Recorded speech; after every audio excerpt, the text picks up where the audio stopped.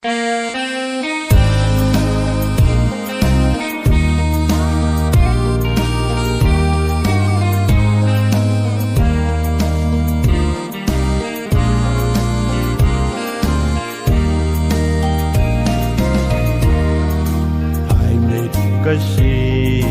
gian mang melin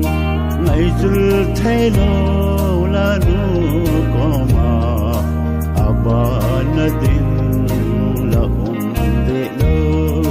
holung lai gil la mil po ge chelong helin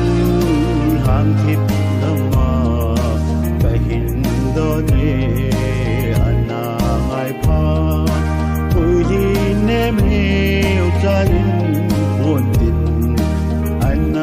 Sango envi nembo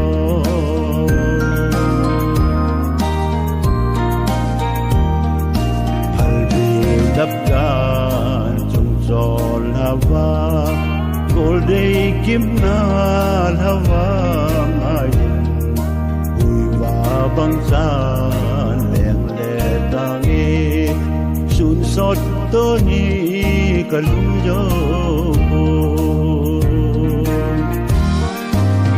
Long helin hang thip lama kahin do ne ana ngai pha ui di nem hiu janin buồn tin ana sango envi nem mo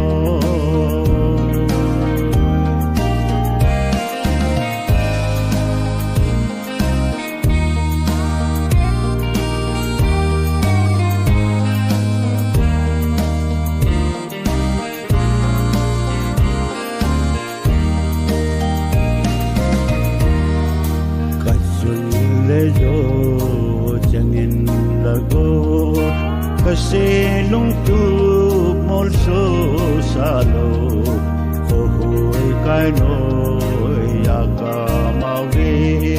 ji na le thep nan subeta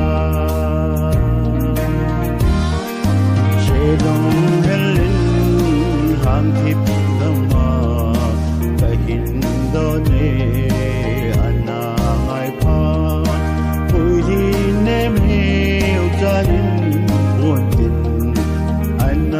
Sango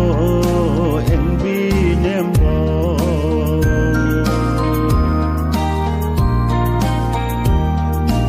oi dikin nangka ngai na kamil ding ham ngai yo enbo nangin la me la the lo ding na za phate